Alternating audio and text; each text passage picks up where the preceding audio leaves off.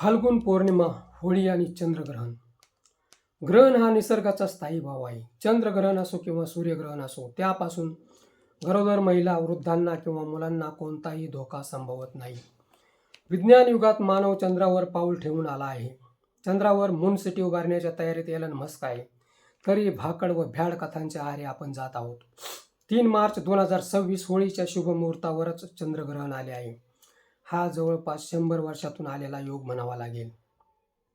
सूर्य व चंद्र यांच्यामध्ये पृथ्वी आल्यास पृथ्वीच्या छायेमध्ये चंद्र येतो. चंद्राला स्वतःचा प्रकाश नसल्याने झाकोळला जातो. पृथ्वी जसजशी सरकते तसतसा चंद्र पुन्हा सूर्याच्या प्रकाशात येतो. राहू आणि केतू मानवी मनातच आहेत, अवकाशात किंवा आकाशात नाहीत.